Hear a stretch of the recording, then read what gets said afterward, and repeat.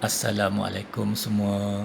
Terima kasih kerana masih meneruskan PBDR kita pada hari ini. Untuk sesi seterusnya, kita akan sama-sama meneruskan dengan mata pelajaran pendidikan Islam. Siapa ingat lagi? Kita sampai mana dah belajar? Topik yang kita belajar sebelumnya apa dia? Betul, iaitu solat berjemaah. Pandai pun Syawal, Nizam, Pakri. Sebelum ni kita dah belajar tentang apa dia solat berjemaah. Kita dah belajar dah. Kemudian kita juga dah belajar hukum solat berjemaah yang ada fardu ain, fardu kifayah, sunat muakkad, dan juga solat berjemaah ni ada sunat, solat sunat yang boleh lakukan secara berjemaah. Dan juga kita dah belajar juga ialah syarat sah solat berjemaah macam mana. Kan ada berapa? Ada 6 dulu kan. Yang 6 bagus kalau ingat. Kemudian kita juga dah belajar tentang kelebihan solat berjemaah, apa ganjaran yang kita akan dapat, apa yang Allah telah janjikan kepada orang yang sentiasa ingin solat berjemaah. Seterusnya kita juga dah belajar tentang kedudukan imam dan makmum dalam solat berjemaah. Kita dah belajar. Kemudian untuk hari ini kita teruskan lagi bagaimana kita nak mengamalkan solat berjemaah tu. Dah kita tahu semua, kita pun rasa seronok kan nak solat berjemaah. Jadi cikgu harap anak-anak cikgu sepanjang ni nanti kita sama-sama berkongsi bagaimana kita nak melaksanakan solat berjemaah. Ya. Okey, tadi cikgu katakan macam mana kita nak beramal solat berjemaah. Okey anak-anak ya. Sebenarnya solat berjemaah ni boleh kita lakukan di mana saja mengikut syarat sah solat. Kalau tempat tu kita boleh buat solat fardu, maksud dia kat situ pun kita boleh jalankan solat berjemaah. Lebih je seorang, kita ajak dia orang berjemaah. Tapi biasanya lah solat berjemaah ni orang akan buat di masjid. Tengok gambar tu kan, ada kat situ, dekat surau. Dan paling banyak buat dekat rumah kan. Di sekolah pun boleh anak-anak solat berjemaah. Kan? Solat berjemaah sebab dekat sekolah tu ramaikan kawan kita. Kalau kita nak solat berjemaah pun boleh. Terutamanya yang kalau sekolah sesi pagi ke petang ke, lepas je waktu belajar tu sebelum balik kita pergi buat solat berjemaah di surau sekolah kita kan. Dan pula anak-anak, tak semestinya solat berjemaah ni nak ada satu bangunan yang cantik atau ruang yang selesa. Dekat padang pun boleh anak-anak solat berjemaah. Kita boleh buat kat padang. Dengan syarat ni kita yakin tempat tu suci, bersih, yang boleh mengesahkan solat kita. Kalau sebelum PKP kan, perintah kawalan pergerakan, boleh katakan setiap waktu kita tengok ayah kita atau abang kita kan, ataupun kita sendiri selalu pergi masjid bila masuknya waktu solat kan. Kenapa pergi tu? Sebab nak solat berjemaah dekat masjid. Tak kira waktu asar ke, waktu zuhur ke, waktu maghrib ke, waktu isyak ke, atau paling bagus waktu subuh pun pergi lagi solat berjemaah kat masjid kan.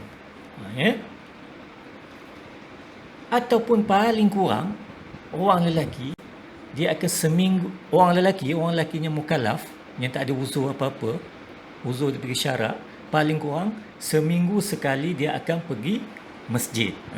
Untuk solat apa tu anak-anak? Betul. Solat Jumaat. Iaitu pada sebelum PKP. Sekarang ni dah PKP. Kita tidak dibenarkan untuk beramai-ramai pergi solat Jumaat di masjid. Itu dianggap darurat anak-anak. Jadi apa? Tak berdosa ke tu? Tidak. Sebab darurat. Darurat, pemerintah kata hanya bilangan tertentu saja boleh pergi masjid, maka kita tak perlulah pergi masjid. Tapi jangan tak solat pula. Kita kena solat di rumah. Nanti bila habis PKP, kewajipan tu datang balik. Maka setiap orang lelaki yang mukhalaf, tak ada uzur syar'i dia, wajib pergi masjid untuk menunaikan solat Jumaat secara berjemaah. Tengok gambar tu. Siapa tu? Oh, Meon bersama-sama ayahnya ke masjid untuk menunaikan solat Jumaat. Tapi cikgu percaya, bukan hari Jumaat saja Meon ni. Mungkin dia setiap waktu solat dia pergi masjid. Bagus kan? Kalau boleh kita jadi macam Meon juga kan? Okey anak-anak cikgu, dah faham tentang itu. Kita tengok lagi dekat mana kita boleh menunaikan solat berjemaah. Mungkin rumah kita anak-anak jauh daripada masjid kan. Tapi cikgu percaya kalau masjid jauh daripada rumah, kebanyakan perumahan dia ada surau. Jadi solat berjemaah ni pun boleh kita laksanakan di surau. Surau tu dia maksud dia satu tempat macam masjid juga tapi dia kecil sikit. Surau ni dah ada setengah surau, dia tak boleh buat solat Jumaat di situ. Dan terdapat juga setengah surau yang boleh dijadikan tempat solat Jumaat. Tak apalah anak-anak. Anak-anak mungkin ingat sebelum PKP dulu kan, pada bulan Ramadan ramai orang datang ke masjid ke surau ke. Contohnya dalam gambar ni, Saudah dan keluarga dia menunaikan solat. Solat apa anak-anak malam bulan Ramadan? Betul, pandai. Iaitu solat tarawih.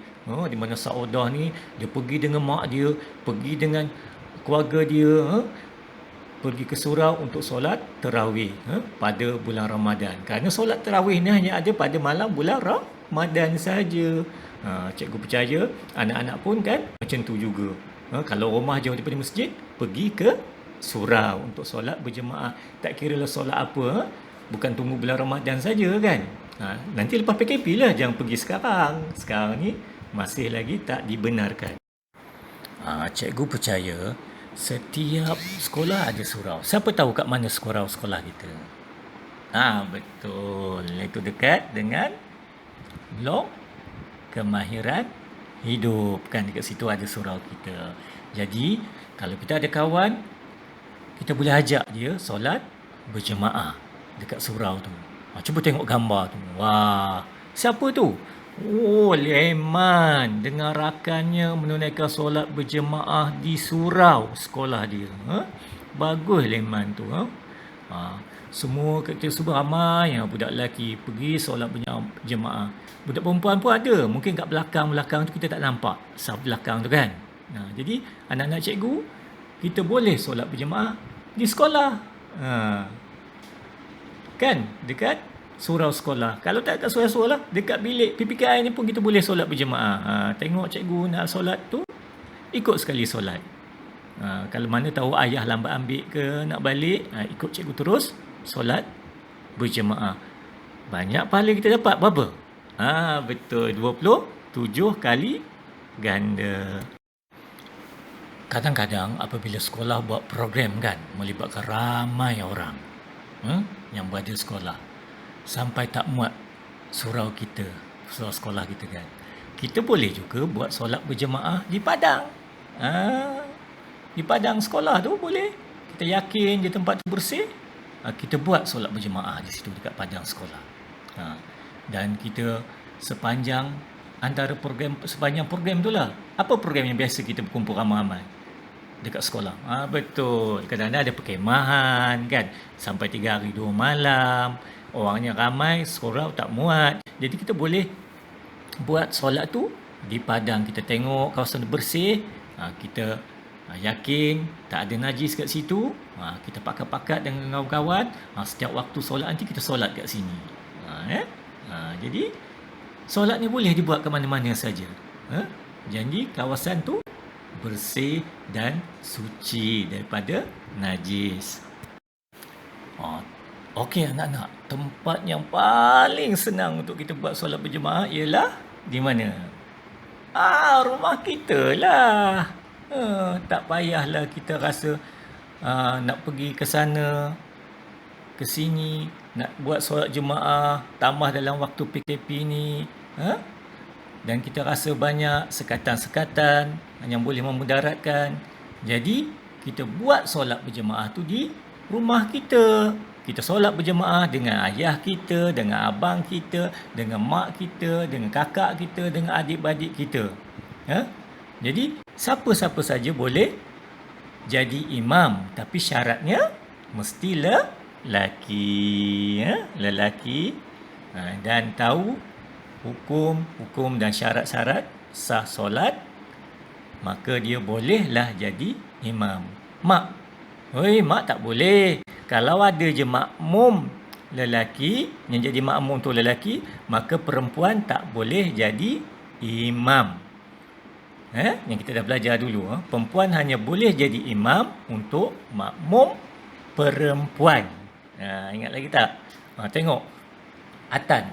Atan ni bagus budaknya. Macam anak-anak juga.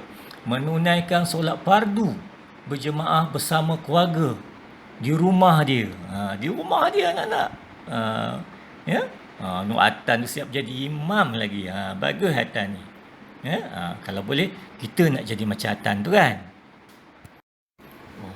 Kalau begitu kan, solat jemaah ni senang je kita nak laksanakan anak-anak. Nak kita amalkan dia. Kita boleh buat di mana-mana sahaja. Dan paling mudah di rumah kita.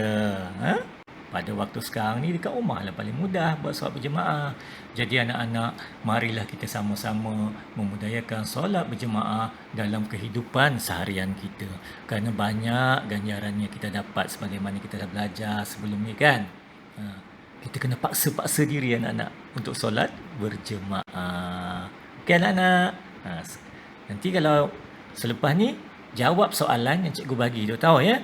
Ada masalah, terus je telefon cikgu ke, WhatsApp cikgu ke. Cikgu akan cuba bersama dengan anak-anak untuk macam mana kita menjawab latihan yang cikgu telah sediakan tu. Okey.